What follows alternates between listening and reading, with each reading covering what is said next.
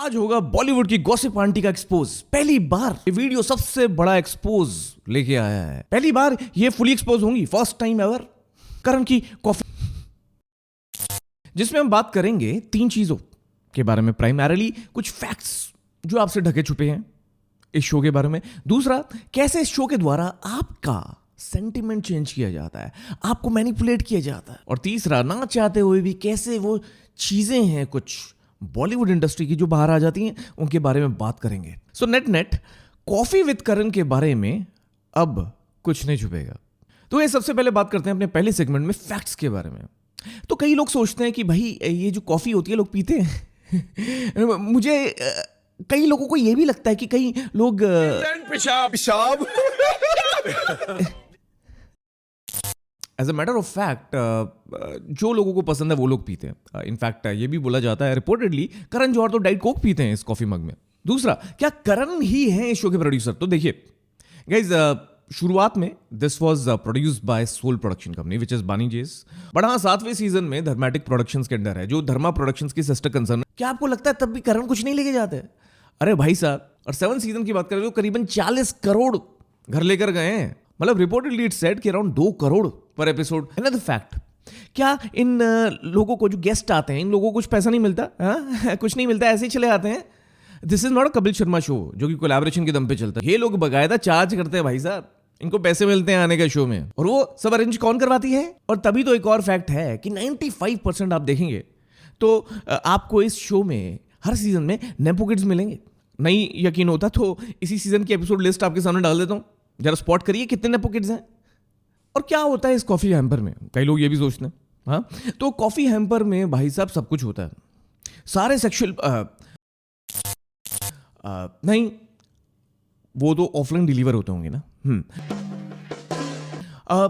तो सारे beauty products, iPhone से लेकर चॉकलेट से लेकर वाउचर्स से लेकर सब कुछ इस कॉफी हैम्पर में होता है। And the cost is reportedly around 5 to 10 lakhs per hamper per episode, apart from the payment that these guests get. और अब इतना कुछ है, इतनी पेमेंट शिमेंट हो रही है, तो क्या ये स्पॉन्टेनियस होगा? नहीं बॉस, कई लोगों को लगता है स्क्रिप्टेड नहीं होता, ये स्पॉन्टेनियस होता है। ये जो सारे जवाब होते हैं, जो सवाल होते हैं, स्क्रिप्टेड नहीं होते, स्पॉन्टेनियस होते हैं।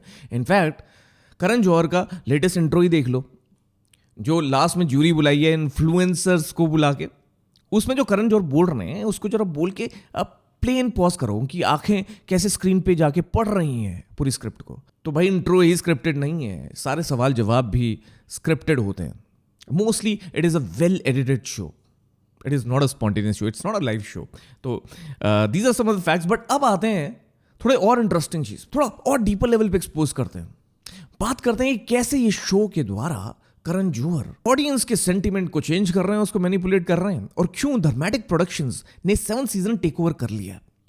बट इससे पहले इन सारी बातों के बारे में बात करें, मैं गौर फरमाना चाहता हूं कुछ और चीजों पे भी, जहां पे इस शो में अलग अलग स्टार किड्स को ग्लोरीफाई किया जाता है, लॉन्च किया जाता है।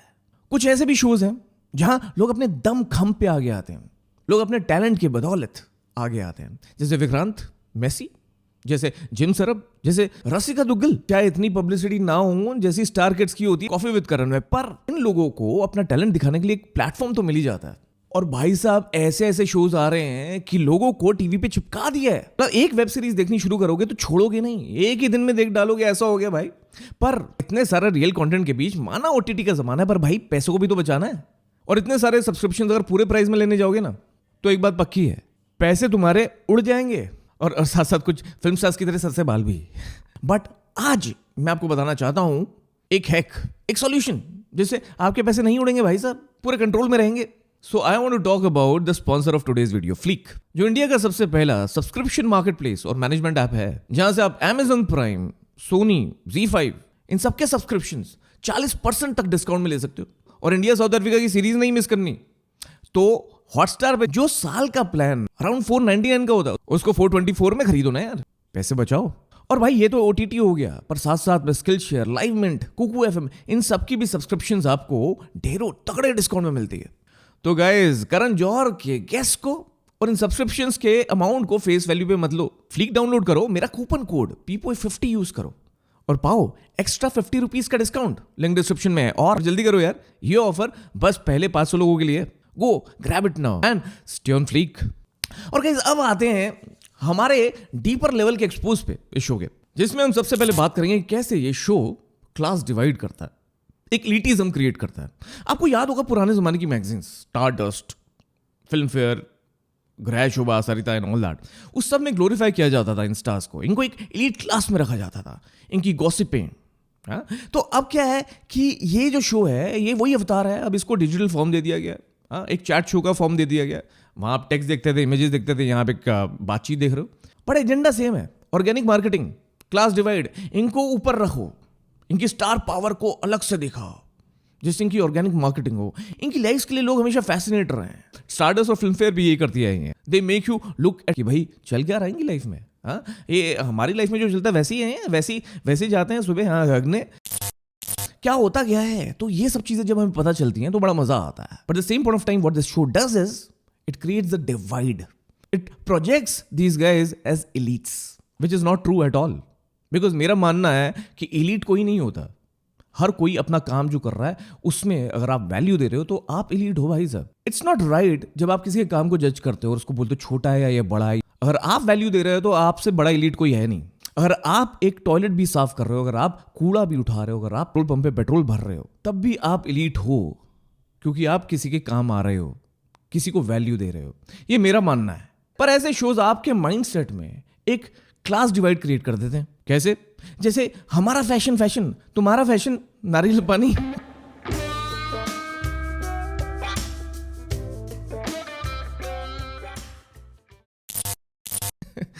हाँ, एंड द थिंग इज लोग समझते रह जाते हैं, लोग सोचते रह जाते हैं अरे यार ये फैशन है, मैं तो इस फैशन को समझता नहीं। Maybe I am not that evolved, maybe I am not culturally that elite, maybe मेरे को एक्सपोजर कम है। ऐसा कुछ नहीं भाई साहब, ये सब मोह माया है। एक और तरह से ये क्लास डिवाइड क्रिएट करा जाता है इस शो में। आपको रैंकिंग्स दी जाती हैं, और रैंकिंग्स दी जाती हैं उसमें ऑप्शंस हमेशा वही होते हैं जो करण जौहर परोसते हैं। इमेजिन आप रैंकिंग्स दे रहे हो और बार बार उन रैंकिंग्स को हर एपिसोड में रिपीट कर रहे हो, पर उन रैंकिंग्स में नाम वही होते हैं जो करण जौहर परोसना चाहते हैं। और करण, कभी सोचा इस बारे में कि करण जौहर अगर अवार्ड शोज की जूरी होते तो क्या होता? Nepotism rocks! Nepotism rocks! Nepotism rocks!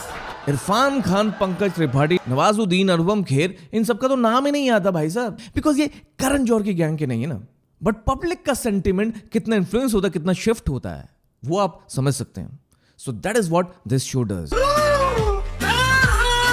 The same thing which Karan is actually doing in another show, this glorious lives of Bollywood wives, जिसमें एक्स्ट्रा अल्ट्रा रिच और अल्ट्रा लग्जरी आपको दिखाई जाती है। कैसे ये लोग आपसे अलग हैं, कैसे इन लोगों का एक्सेंट, इनकी लैंग्वेज आपसे अलग है। एक और चीज जो आप नोटिस करोगे, जो लास्ट एपिसोड था जिसमें तन्मय कुशन गैंग को बुलाया गया था, उसमें करण जौहर ने कुछ ये बोला था।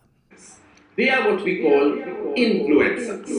Influencers have created their own influverse, not the Astroverse. No. That takes many years and much more money. I should know. मतलब आप जितने भी बड़े इन्फ्लुएंस होंगे, आपका इन्फ्लुएंस हमारे से हमेशा छोटा रहेगा। हमें ज्यादा टाइम लगता है अस्ट्रावर्स वगैरह बनाने में। हाँ, पैसे बहुत लगते हैं। हम लोग क्या हैं? Ultra elite. So this is how audience sentiment is being played with, audience mindset is being played with guys. अब आते हैं दूसरी चीज पे जो ये शो बड़े स्मार्टली करता है, और वो है सपोर्ट करना नेपो किड्स को और डिफेंड करना नेपोटिज्म को। Kangana, kudos to you. Kangana ने वो किया इस शो में, स्क्रिप्ट में घुस के कंगना ने वो चीज बोल दी जो आउट ऑफ स्क्रिप्ट थी।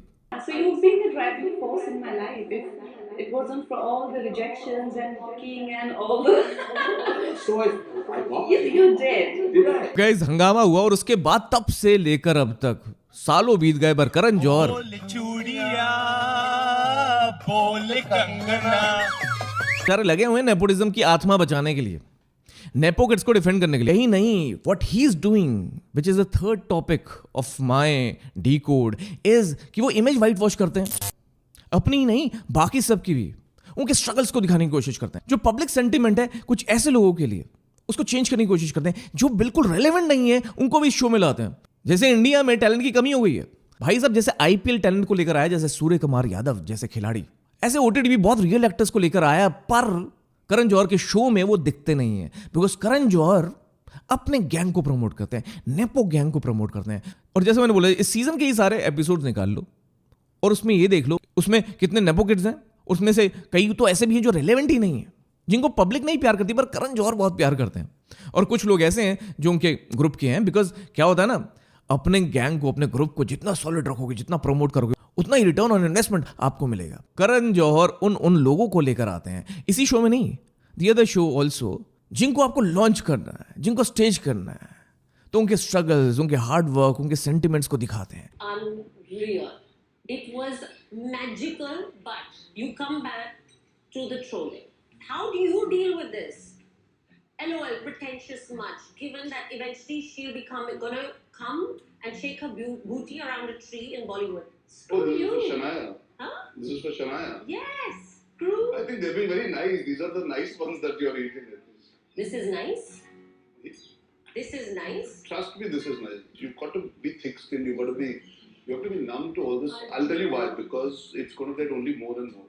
जिससे पब्लिक ऑटोमेटिकली इनको एक्सेप्ट करना शुरू कर दे, रातों रात बॉयकॉट ना कर दे। बाकी guys, I don't think boycott is the real answer. I believe it's about, जो मैं कर रहा हूं, I am just trying to make you aware about some these deeper level manipulations which go on.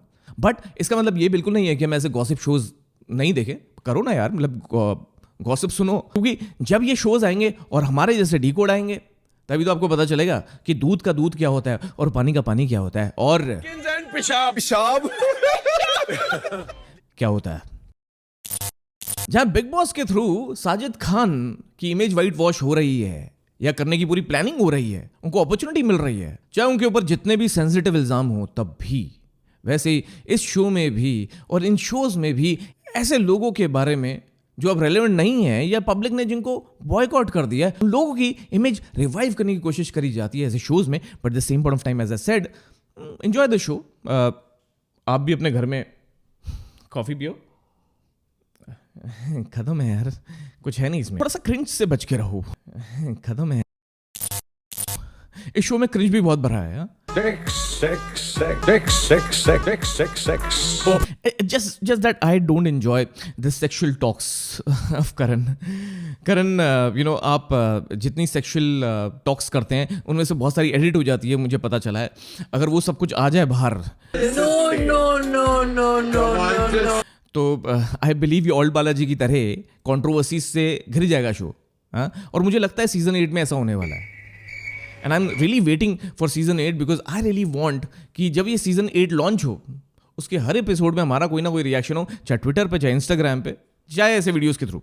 तो अगर आप मेरे रिएक्शंस और मेरा डीकोड और मेरी ओपिनियंस बेखौफ समझते हैं, अगर आपको लगता है ये पर्सपेक्टिव आपको मीडिया नहीं दे पाता, ये सारे इंटरव्यूअर्स नहीं दे पाते जिनको चमचागिरी करनी होती है, तो आप इस चैनल को सब्सक्राइब करके रख लेना और नोटिफिकेशंस ऑन कर लेना, बिकॉज आपको नहीं पता चलेगा कब कैसे I will bring a new perspective like I have always done. जो आपसे छुपाई जाती हैं बातें वो सामने लानी बहुत जरूरी है। और जाते जाते बस एक ही बात बोलूंगा गाइस, फ्लीक तो डाउनलोड करो, उसको तो यूज करो, बट साथ में एक और चीज बोलूंगा कि कोई कितना भी अपने आप को इलीट मान ले या कहलवा ले, वो इलीट नहीं होता। सबसे बड़ी इलीट क्लास जनता है, ऑडियंस है।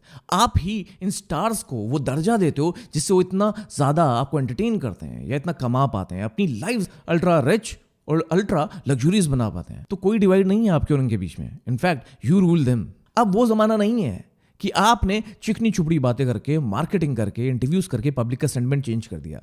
आई वुड से आप अगर चाहते हैं कि सही में पब्लिक आपको प्यार करे, तो बस एक ही तरीका है, गुड कंटेंट। एक टाइम था जब ये लोग एग्रेसिव हो गए थे, जब इनको छोटी छोटी बात दिक्कत दे जाती थी। इनको लगता था कि अरे कुछ नहीं होता, थोड़े टाइम की बात है, वेव है, चली जाएगी, हम इन्फ्लुएंसर्स को अपने कब्जे में कर लेंगे, हम पब्लिक सेंटिमेंट चेंज कर लेंगे, हम कुछ इंटरव्यूज स्टेज कर देंगे, हम कुछ ऐसे चैट शोज में कुछ ऐसी बातें कर देंगे। नहीं, अब टाइम चेंज हो गया गाइस।